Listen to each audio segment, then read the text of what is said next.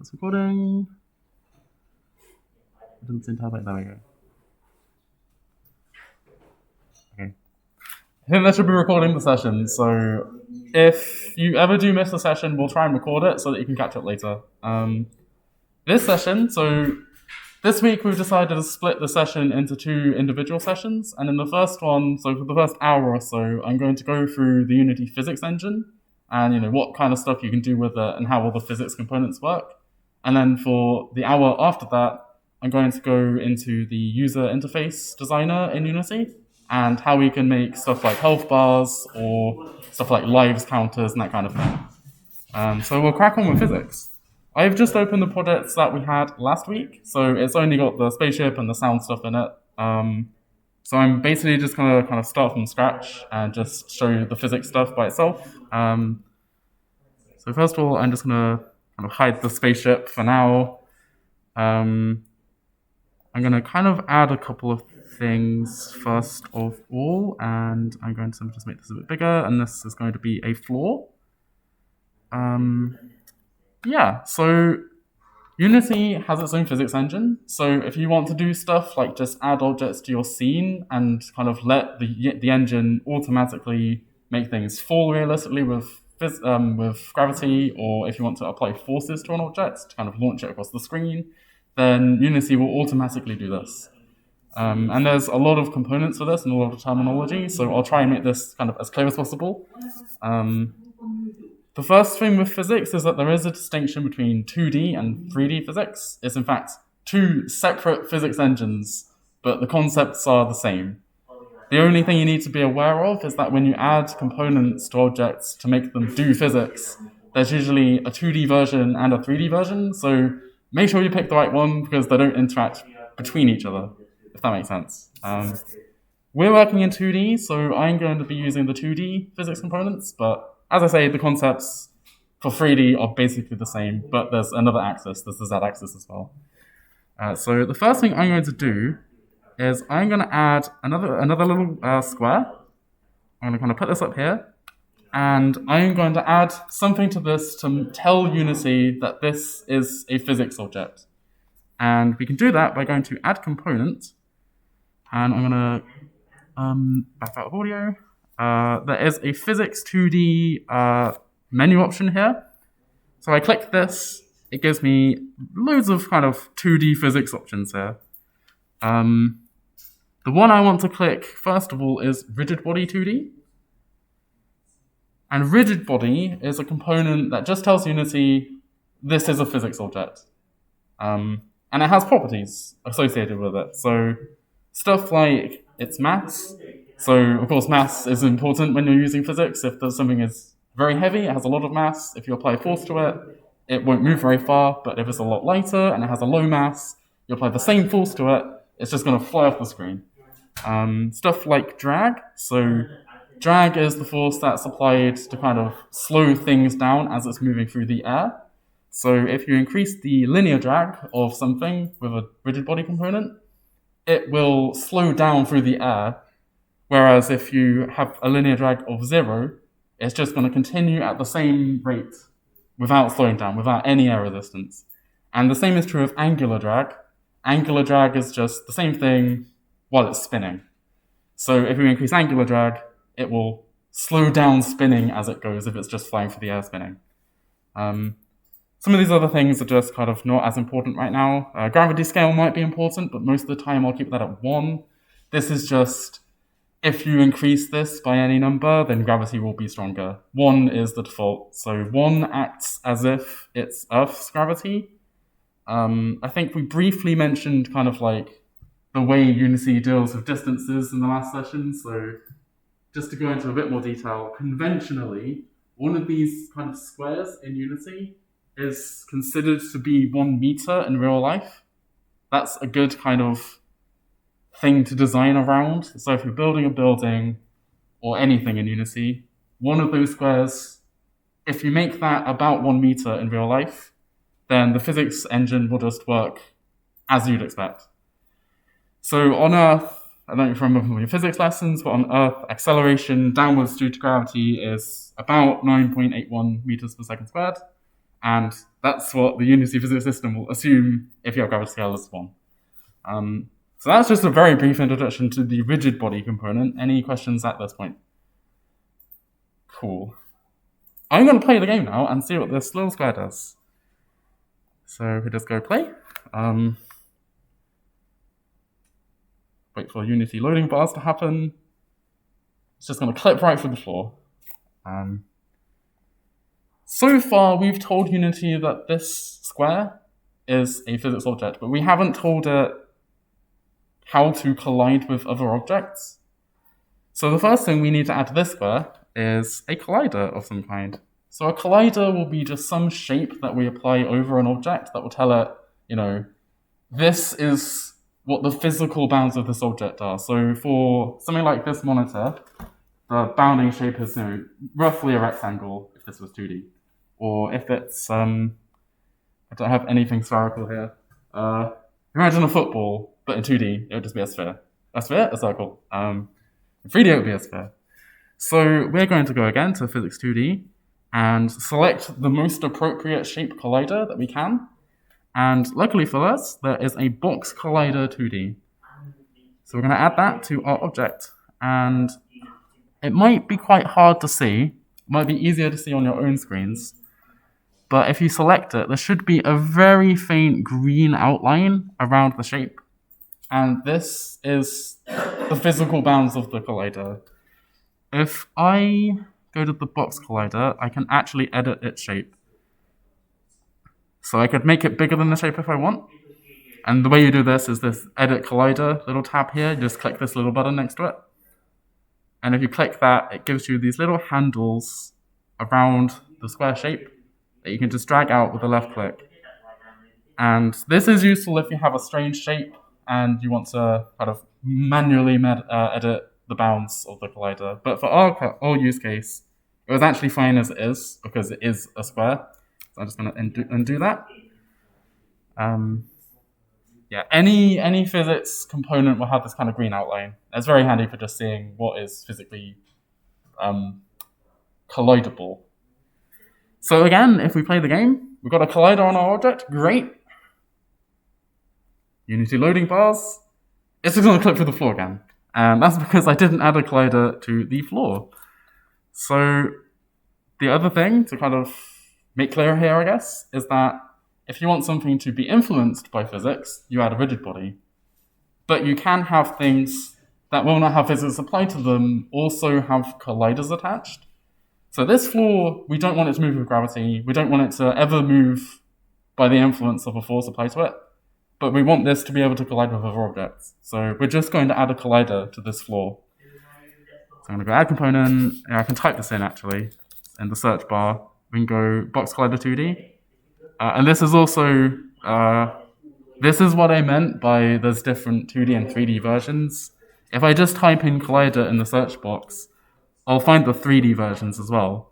So I have a box collider, but also a box collider 2D. So just be aware of this. So if you add a box collider here, then it's not going to work. We want a box collider 2D.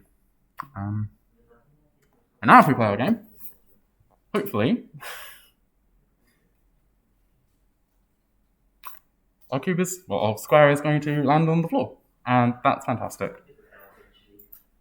Yeah. So that's a very short introduction to physics.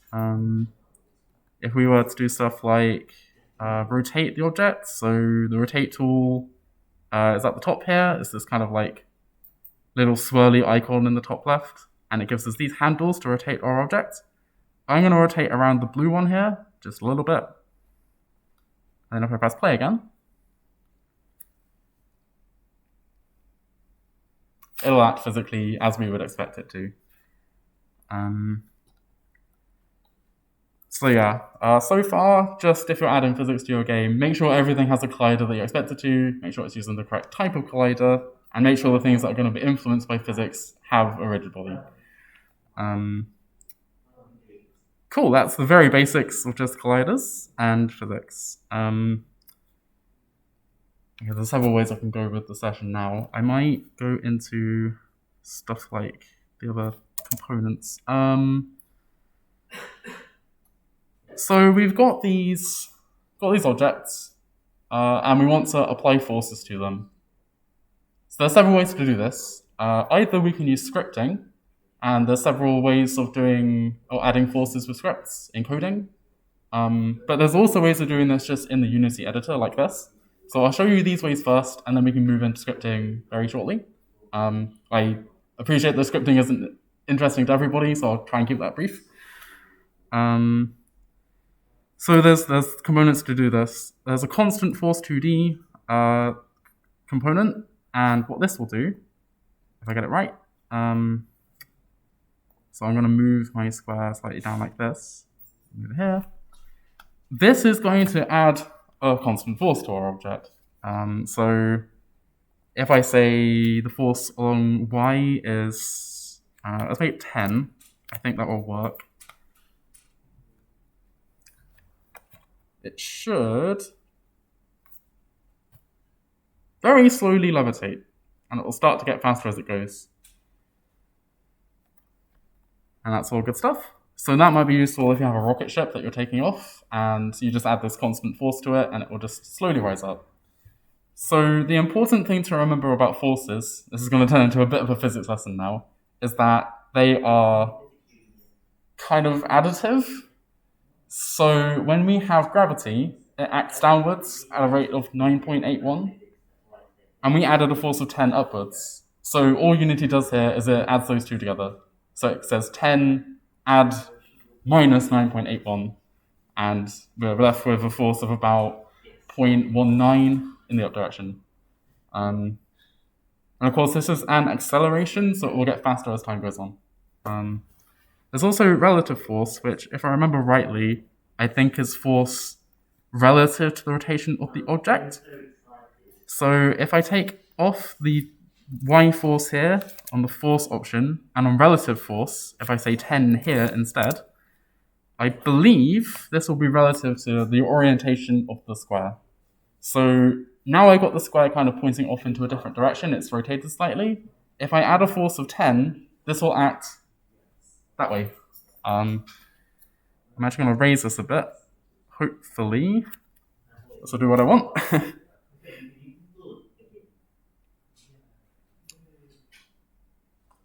Cool, so that added a little bit weirdly. So what happened there was, it did work how I wanted it to. The force of 10 was being applied in this direction, along the green axis here. The problem that was happening there is that the force along the y, the amount, I don't know how to describe this, because the forces happen independently in the y-axis and the x-axis, so that way I described of them adding together is independent of the two axes, so the amount of acceleration in the x direction and the amount of acceleration in the y direction are kind of considered separately. There is a kind of an amount of the force in this direction that's going horizontally and an amount of it going vertically, so that veered off to the right direction because there's no counteracting force going to the left here. I hope that kind of makes sense. And then the other thing we have here is torque. Now, torque is the force applied rotationally. So if I add a torque here, so I can make that 10 as well, I'm going to reduce this a bit. But now I'm going to make that 0, I'm going to make this exactly 9.81. Hopefully this will make it stay in place. So the y is here 9.81, the torque is 10. Hopefully this will add an angular momentum to our object. There we go. So it's actually an angular acceleration. So again, because it's a force, it's going to continue to add this force every single frame, and it's going to spin faster and faster up until the point. So that's torque. So I can have another look at what components they have for physics here. I don't know which ones are good to use. Some of these are a lot more complicated to show off. Things like a wheel joint is something that you use if you're using car physics. That might be out of scope of this tutorial. If I say...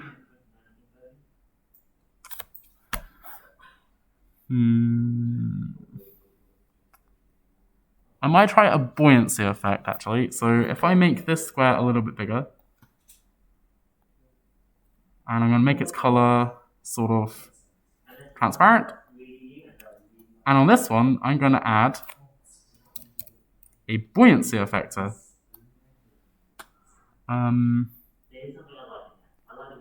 So effectors are special kinds of physics components in 2D that do something to other colliders.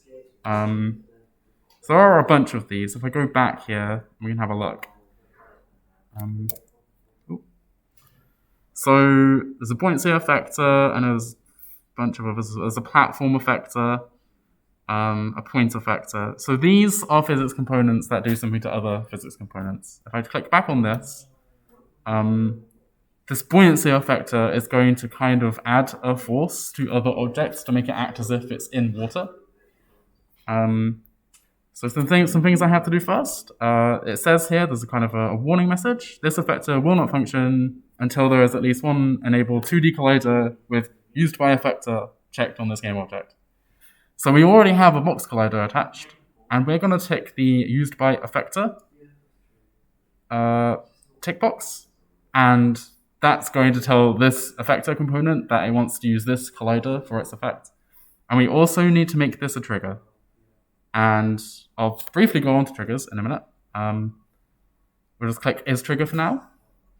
And now, hopefully, if this amount of force is enough, then it's going to make our cube. Our cube is still going to spin because I didn't remove things from it. Hang on a minute. If I get rid of the constant force, if I just disable the component with this little tick box next to its name, and press play again, hopefully. There we go. So our little square is kind of bouncing around in what you can assume to kind of be a liquid. And that's all good stuff. So yeah, if we increased some of the other properties on here, such as the density, I think this will act as if the water is denser, and it should have a higher buoyancy. Yeah, so our cube is square is slightly acting different there. With a lot of these components, if you add them to your games, then you'll have to just kind of play around with it to get a kind of a setting that works for you. We'll try one more, and then I'll go on to triggers, and then on to scripting. So we try physics 2D again. I'm going to try. I think is it the point effector? Okay, I'm gonna add an empty game object. So I do that by right-clicking and selecting Create Empty. And on this game object, I'm going to add point effector. So same story here. It needs a collider on it to make it work. So I'm going to add a circle collider. I'm going to select Use by Effector and Is Trigger. And you can see here my circle sort of trigger here is visible. You can see the green of where it's going to affect physics. I don't know how visible the green is on this screen, actually. I'm going to make this a bit bigger. I'm going to make this 10, 10, 10. And hopefully, this is going to either pull things towards it or rebound things off it.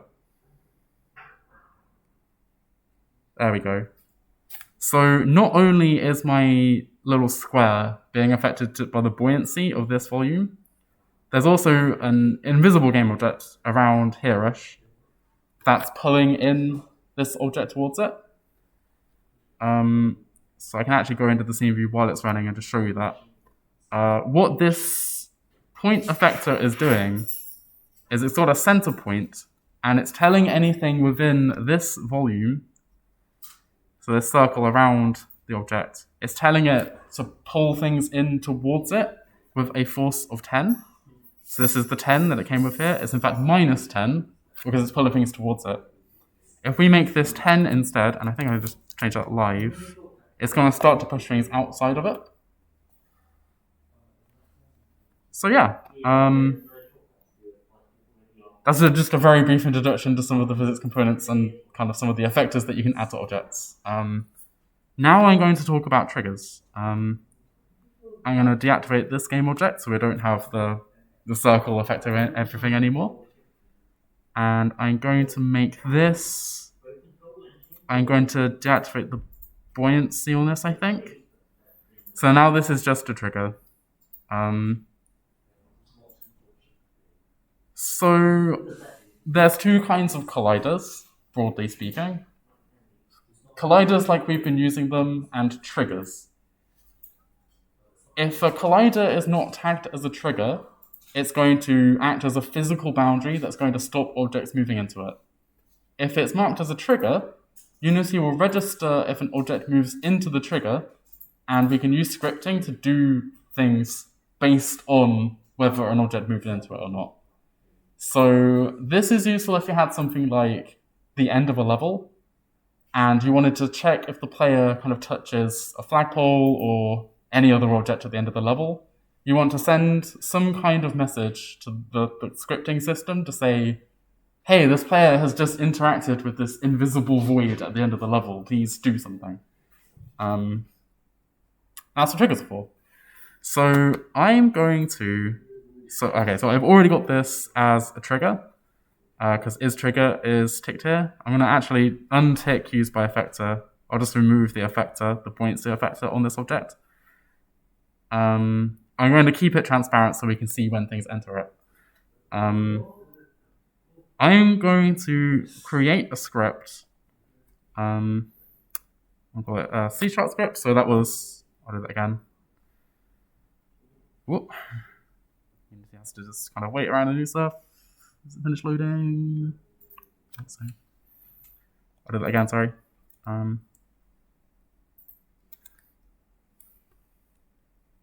Give it a second to kind of wait. So that was right click, then create C# script. So it's easy to find. And we can name this script whatever we want. So I'm just going to name it. I'm going to name it trigger example. The convention here, I think a couple of people kind of asked about this. The convention for naming a script in Unity is that you can use as many words as you want in the name here, but try not to have spaces in the name, and every single word is capitalized at the start. So I've named mine trigger example. T for trigger and the E for example are capitalized, and there's no spaces in between the words. If I open up the script in Visual Studio, give it a second to load up.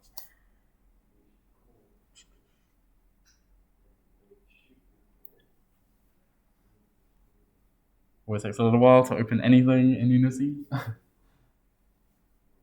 That should open pretty quickly. So the name that you give your script will be here as the name of the class, just trigger example in my case. I'm going to delete all of the code inside the class for now, and we're going to just start from scratch.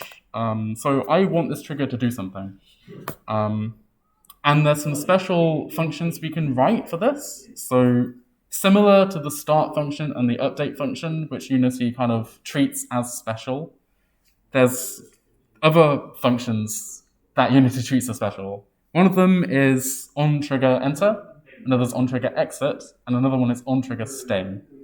And as with the colliders, there's 2D and 3D versions of this that you need to be aware of, and they act differently because the two systems are different, which is, and again, it's annoying, but we have to kind of work this way. So I'm going to type public void onTrigger enter 2D. And if I press enter, it should fill in the rest of the function for me. So I'll just briefly go over what all of this means. Public means that if I had another script and I wanted to call a function, if I wanted to go to another thing and tell it to do that function, I can do that. So if I had a separate script, I could call this function, although in this case it wouldn't make much sense. Void means that this function doesn't return anything. So some functions that you'll write might return a value like an int. So if I called a function called public int do stuff. In the function body, I can say return 7, and I can use that function to get out the value 7, which, that function doesn't make much sense, but that's just an example. Normally, you'd obviously do calculations in the function to return some number. But in this case, void means it doesn't return anything. This function just goes off, does some stuff, and then finishes. It doesn't return any values to the place where I called this function. But as I say, this function is going to be called by Unity in the background anyway, so we don't really need to worry about that. OnTriggerEnter2D is the name of it, of course. And this Collider2D collision, is something that is passed into the function. So Unity is going to pass in which collider I've just collided with. In this, when it calls this function, it's going to tell us which collider I collided with. So for example, if I had this square and I attached this script that we're writing now to this volume, which is a trigger, if this square falls into this trigger, the script on this trigger is going to say, oh, okay, I've just collided with a trigger 2D. And it's going to pass in the collider for this square. So now we have access to that square, so we can make it do stuff. In our case, I know that square is going to have a sprite renderer attached to it. So just to check that this is working, what I'm going to do is I'm going to access this collider. I'm going to go and get the sprite renderer, and I'm just going to tell it to turn red. And that will tell us if we'll be able to see visually when the square falls into the collider. Into the trigger, rather. So to do that, we can say collision. So that's the Collider2D. We're going to say dot, I think you can just do it here. So you can say get component. And this is a function that's available on all components and also on game objects that lets us go and get another component. So the syntax for this is a little bit weird. We say .get component, and then we use these funky little, they're called triangle braces by some people. This is just the less than and greater than symbol. And in here, we put the type that we're looking for. So I'm looking for a sprite renderer. I can actually just say renderer as well, I believe, but I'll say sprite renderer. And then I use normal parentheses and the semicolon.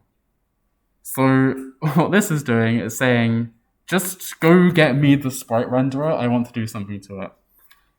And I'm going to save this in a variable. So I'm going to say sprite renderer, let's give this a short name. I'll just call it R for now. So it's a variable called R, type sprite renderer, and it's just going to go get me the sprite renderer. And then I'm going to say if R is not null, I want to do stuff. So one thing you need to be aware of when you're kind of getting components from objects, sometimes you can't guarantee what object you're going to find. So if something else had a collider and it collided into this trigger, but it didn't have a sprite renderer, and we tried to do code here that assumed it did, then our code will break. So often when you get a component from something, you will check if that component is null first.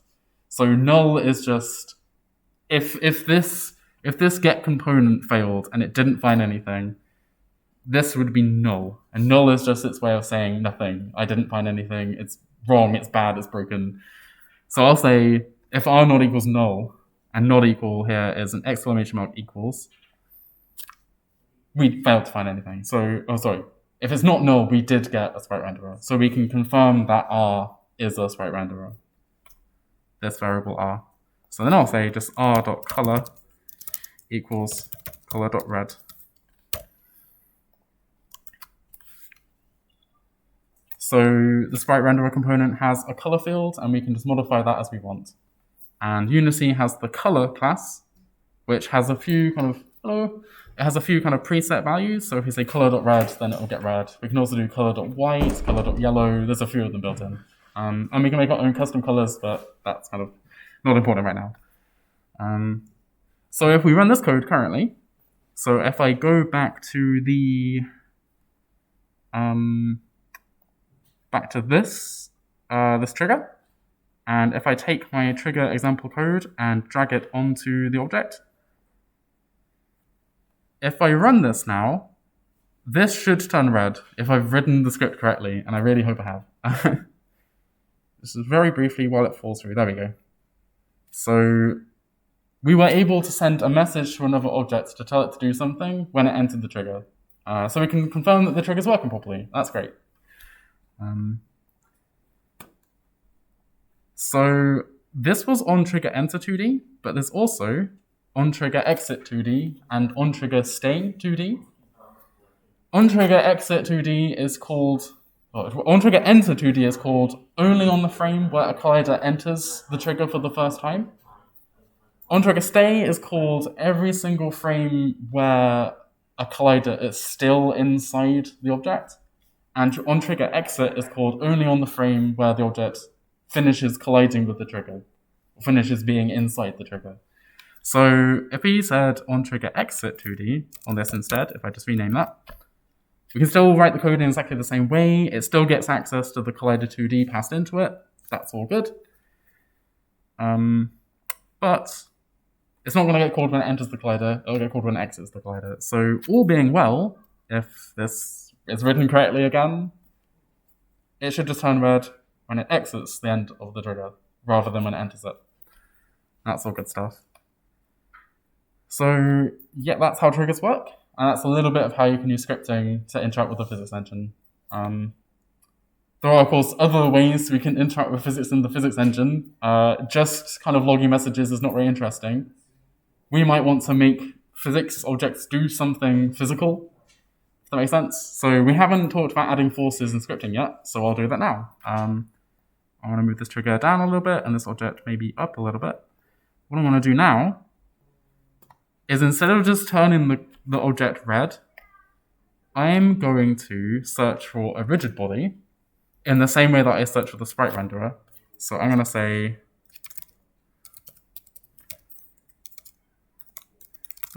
so I'm going to search for a rigid body 2D instead of a sprite renderer. I'm actually just going to keep the variable called R because I can do that. And the same story, I need to check if it's null, and if it's not, we'll do something. So now I can do some interesting physics things to the object. So I'm going to say something like r.add force. And in here, we can tell it to add some kind of force. There's several ways of doing this. So I can pass in a vector 3 by saying new vector 3. Or actually, I think it could be vector 2, sorry. Vector 2 because we're in 2D. And we can tell it to just add a force in some direction. So I'm going to say vector 2, I'm going to say 10, 5. Just a kind of a playing around value. And I'm going to turn that from on trigger exit to on trigger stay. So now it's on trigger stay. It's going to say every single frame that this square stays inside the trigger, it's going to add a force of 10 in the y direction and 5 in the x direction. So let's see what that looks like. Wait for Unity to recompile scripts. Hello. Now just press play again. Okay, that didn't work very powerfully. It very slightly moved to the side, but what I think I'll do is I'm going to add a floor below it so we can see this properly. So I'm going to say square. Cool. I'm just going to move this down below. Make it a bit bigger. And I'm going to add a box collider to that. So box collider 2D. And I'll try that again. All being well, we'll see this cube kind of land in here, and it's going to get the force applied every single frame. I think the force up is not enough, so I'll just increase that so we can see this a bit better. Let's say 20 actually.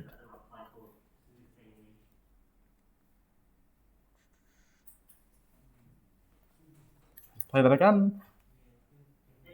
I think it's just going to go launch upwards a little bit. Okay, not that much. That's fine. But you kind of get the point here. We can just add forces to the object. So that's add force. We can also add force. I think it's relative. Add force relative, or is it? No, it might not be. It might be. Ooh, okay, no, it's not. Okay, I'll try and find it. It's r dot add. Okay, it's add relative force. That's exactly the same, except when we were talking earlier about adding the forces with the constant force component acting globally or locally, the relative force acts locally. So this is going to add 20 along the object's own y-axis up direction and 5 along its own x-axis right direction, rather than the global up and the global right. And then, of course, this also adds torque. So torque was the rotation force we talked about before. And this just takes in a single number, so I can say 20. So this is going to add a torque of 20 newtons. So it's going to go back into Unity. If I'm going too fast or there's any questions, just put your hand up, by the way.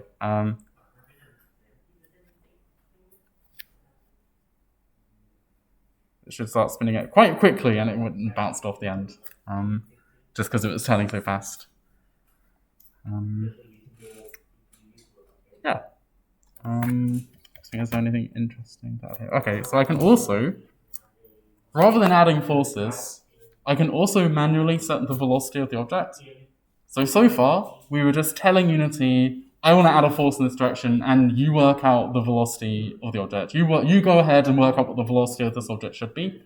But sometimes it's more interesting if we set the velocity directly ourselves. So we can do that. So r.velocity equals, and velocity is just a vector. Like most things in physics so far, it's just a vector. So it's a 2D vector, so we'll say new vector 2. And we can set the velocity to whatever we want. So we can say, again, it's on trigger state, so we can say while this object is inside the trigger, it's going to have a velocity of 5 on the x-axis and 0 on the y-axis. I actually just realized I increased the force to 20 on the x-axis last time, which is why it veered off to the right, but that's fine. So now it's just going to set the velocity directly rather than telling Unity, figure out what the velocity should be from these forces.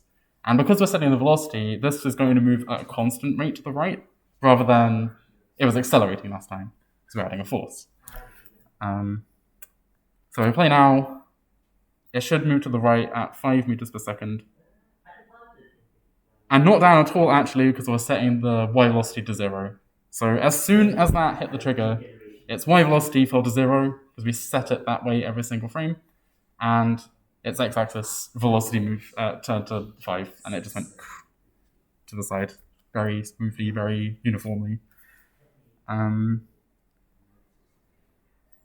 Right, I think that's kind of most of what I wanted to show you with physics and colliders and rigid bodies and stuff for this little session. Are there any questions or anything that you want me to go over before we start the kind of UI session? I couldn't get the buoyancy thing working. Okay, I can come over and have a look. I still have it enabled. Which one's the type?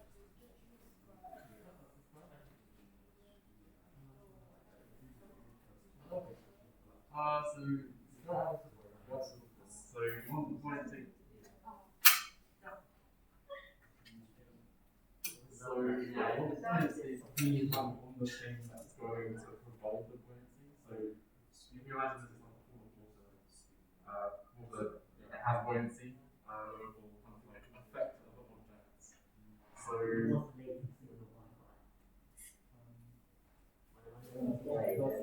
not on that, I don't think so. So that should be the yeah, let's see what it does.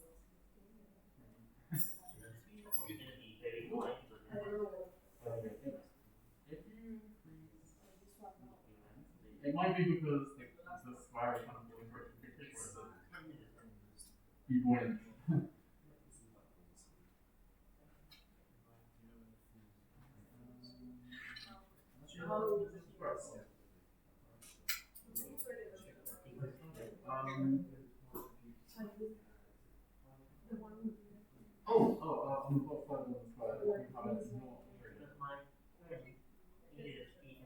if you uncheck that, yes, you don't want this one to be a trigger. Just make that clear. So a trigger will not defeat time. The floor is a trigger. Look more triggers. So what do you want to do? You want things that will not themselves happen.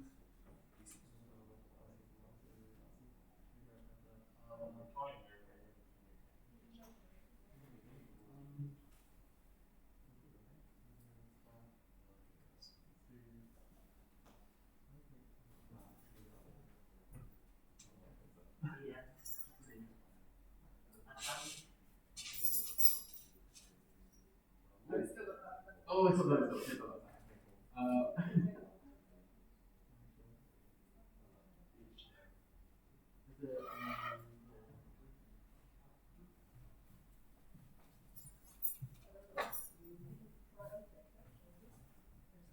I think you have to do this. I think the auto thing, you can untick stuff that has variables on it.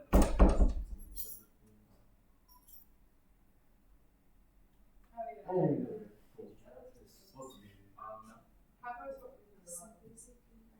so moving around also.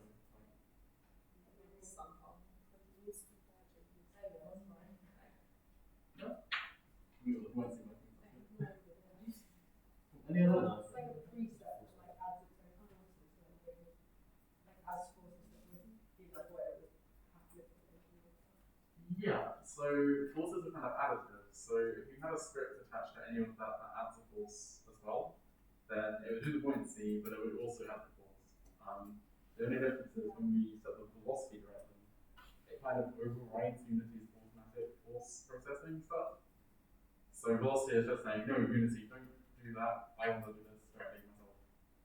If that makes sense. So if you made a game with like a boat, Yeah. what would you use the buoyancy effect? Yeah. But you just keep it at like a force that always the same. Yeah. Any other questions?